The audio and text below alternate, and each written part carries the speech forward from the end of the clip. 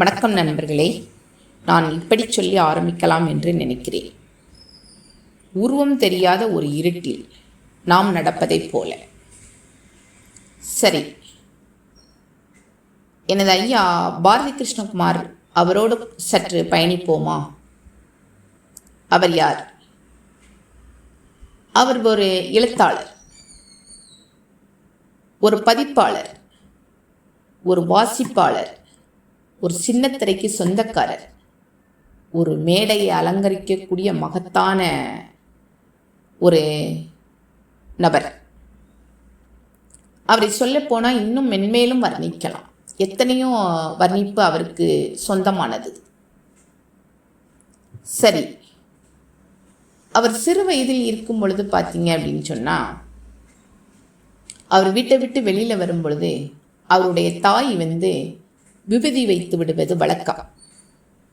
ஆனால் இவருக்கோ விபூதிக்கும் இவருக்கும் கொஞ்சம் தூரம். இவருக்கு இறைப்பணியில் அந்த அளவுக்கு ஈடுபாடு இருக்கா இல்லையா என்பது இன்னும் அவரோடு நான் சற்று உரையாடினால் மட்டும்தான் எனக்கு அது தெரியும். அவருடைய பண்பான வார்த்தையினால் நான் தெரிந்ததை உங்களிடம் நான் பகிர்ந்துக்கிட்டேன். அப்படி அம்மா விபூதி வைக்கும் பொழுது இவர் சொல்வாராம், அம்மா எனக்கு விபூதி வேண்டாமா அப்படின்னு சொல்வாராம். அம்மா சொல்வாங்களாம், இல்லைடா விபூதி வச்சுக்கோ, நீ அழகாக இருப்பீங்களா, அழகாக இருக்கு பத்தியா அப்படின்னு சொல்லுவாங்களாம். சரி என்று அம்மாவின் மனது புண்படக்கூடாது என்பதற்காக இவர் விபூதியை வச்சுக்கிடுவாராம். அம்மாவுக்கும் தெரியும் இவன் விபூதி வைக்க மாட்டான் என்று, இவருக்கும் தெரியும் விபூதி நமக்கு பிடிக்காது என்று. இருந்தாலும் அம்மா மனது புண்படக்கூடாத அளவுக்கு அம்மாவுக்காக இவர் விபூதியை வாங்கி நெற்றியில் வைத்துக்கிடுதாரு. தன்னுடைய மகன் விபூதி வச்சுக்கிடணும் என்பதற்காக அம்மா தன் மகன் அழகாக இருக்கா அப்படிங்கிறத சொல்கிறாங்க இருந்துக்கிட்டு. ரெண்டையும் அது அந்த இடத்துல அது அப்படியே நிறைவுக்கு வந்துக்கிட்டு இருக்குது. ஆனால் இதே மாதிரி தான் என்னுடைய குழந்தைகளும் என்னிடம் விபூதி வச்சுக்கிடுவாங்க. நான் என் குழந்தைகளுக்கு விபூதி வச்சு விடுவது வழக்கம்தான். ஆனால் இன்றைக்கு என் குழந்தைகள் சிறு குழந்தைகள், அதனால் விபூதி வச்சுக்கிடுறாங்க, அம்மா சொல்ல மீறாமல் நடக்கிறாங்க. ஆனால் இன்னும் சற்று காலங்கள் வரும் பொழுது, அவர்கள் மெச்சூர்ட் ஆகும் பொழுது அவருடைய எண்ணங்கள் எப்படி வரும் என்பது நம்மளுக்கு தெரியாது. அது அவருடைய டேஸ்ட் படி தான் நடப்பாங்க. அதில் நம்ம நீ அப்படி இரு இப்படின்னு சொல்லவும் கூடாது இனிமேல். ஏன்னா கருத்து என்ன அப்படின்னு நம்ம பார்த்துக்கிட்டோம் அப்படின்னா, அந்த இடத்துல பெற்றோருடைய சொல்களை கேட்டு வளர்ந்த கடைசி தலைமுறை நம்ம தான். குழந்தைகளுடைய சொல்லை கேட்டு நடக்கக்கூடிய முதல் தலைமுறையும் இப்போ நம்ம தான். அதனால குழந்தைகள் படி தான் நாம் வளர முடியுமோ ஒழிஞ்சி நம்ம படி குழந்தைகள் வளருமா என்பது இறைவன் சித்தம். சரி, அவருடைய பயணிப்போம். அவர் இந்த மாதிரி அவங்க வீட்டில் நடக்குது. ஒரு நாள் அவருக்கு ஒரு அழைப்பு வருது. ஒரு பள்ளி மேலாளர் அழைக்கிறாங்க.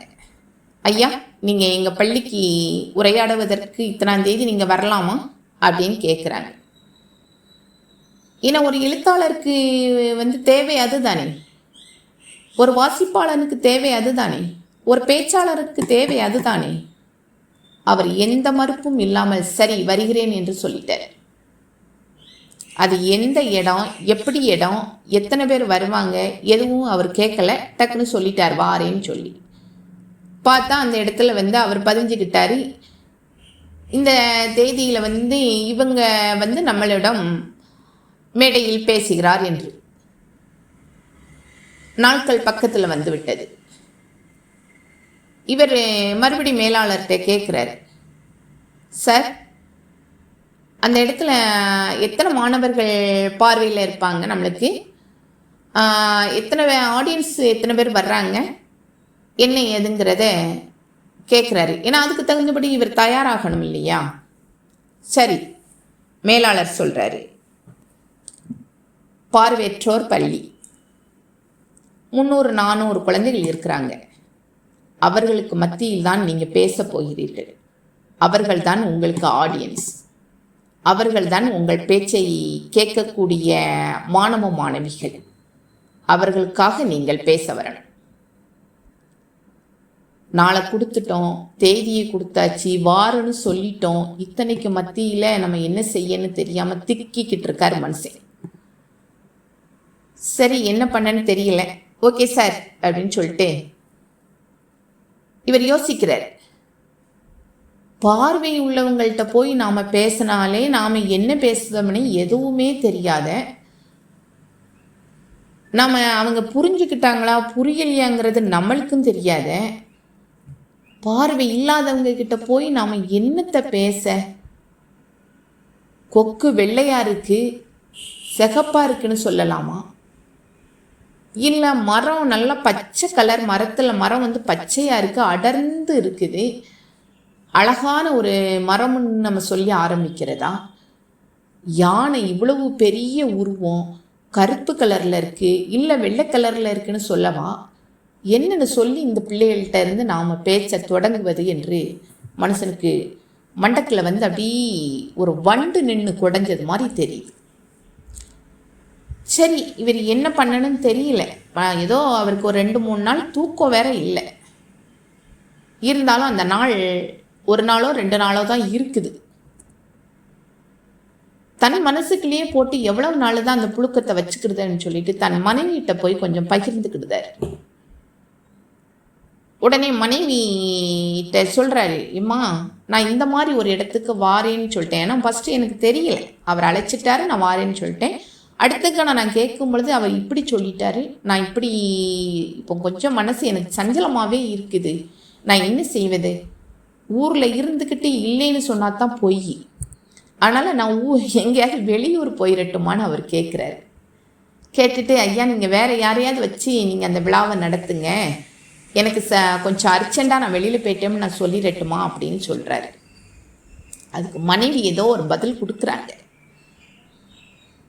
இவர் அந்த மேடைக்கு அந்த நாள் அன்று போகிறார். அந்த பள்ளியின் வளாகத்துக்குள்ளே போகும் பொழுதே இவர் கொஞ்சம் தன்னை அப்படி ஒரு சிலிக்கிறது மாதிரி தான் இருக்குது. ஏன்னா அவருடைய அந்த கதை வந்து எனக்கு அந்த இடத்துல அப்படித்தான் எனக்கு காட்டுது. சரி பரவாயில்லன்னு சொல்லியாச்சு, மேலாளரை பார்த்தாச்சு, மேடைக்கு போயிட்டாங்க, மாணவர்கள் மாணவிகள் எல்லாம் வந்துட்டாங்க, ஆடியன்ஸ் இருக்கிறாங்க, எல்லாரும் இருக்கிறாங்க. இதுக்கு மத்தியிலே இவர் மேடையில் நிற்கிறார். நண்பர்களே, கதைக்குள்ள செல்கிறோம். அவர் கேட்ட முதல் ஆரம்ப கேள்வியை அந்த குழந்தைகளை பார்த்து கேட்கிறார், நான் இப்படி ஆரம்பிக்கிறேன் என்று. அவர் ஆரம்பித்தது எப்படி என்று பார்த்தால், ஓர் அடர்ந்த காடு, அந்த காட்டுக்கு பக்கத்தில் மனிதர்களே இல்லை, அந்த காடு எப்படி இருக்கும் என்று அந்த குழந்தைகளிடம் இவர் கேட்கிறார் கேள்வி. இந்த கேள்வியை நம்மளை பார்த்து கேட்டால் நாம சொல்லியிருப்போம், காடாக இருந்தாலும் சரி, காட்டு பக்கமாக இருந்தாலும் சரி, மனிதர்கள் இல்லாத ஒரு இடமாக இருந்தால் அந்த இடம் நன்றாக இருக்காது என்று தான் நாம் சொல்லியிருப்போம். ஏன்னா அந்த இடத்துல வந்து ஒரு சத்தம் இருக்காது, அடுத்தாப்புல ஒரு அழகு இருக்காது, ஒரு சொல் இருக்காது. ஏன்னா அத்தனைக்கும் மத்தியில் வந்து நம்ம பலவிதமாக நம்ம கற்பனைகள் ஓடி இருக்கும் அந்த இடத்துல. ஆனால் நண்பர்களே, அந்த குழந்தைகள் அவர் சொன்ன கேள்வியை அப்படியே உள்வாங்கி கொண்டது. ஏன்னா நம்மளுக்கு பார்வை இருப்பதனால் இத்தனை கற்பனைகள் வந்தது, அவங்களுக்கு பார்வை வந்து ஞானக்கண்ணால் பார்த்ததனால் அவங்களோட கற்பனை அந்த காடு பத்திரமாக இருக்கும் என்று தான் சொன்னார்கள் பதில். நண்பர்களே, நம்மளுடைய பார்வை எப்படியோ என்பது எனக்கு தெரிந்தது மட்டும் கொஞ்சம் சற்று தொலைதூரத்தில் பார்ப்பது போல் இருக்குது. ஆனால் அந்த குழந்தைகள் வந்து தன்னை சுற்றியே ஒரு அடர்ந்த காடாக நினைத்து அந்த கதைக்கு கொடுத்த பதில் வந்து அவர்களுடைய பயணங்கள் இன்னும் மென்மேலும் வளர, கதை என்னுடையது, புரிதல் உங்களுடையது. நன்றி, மீண்டும் சந்திப்போம்.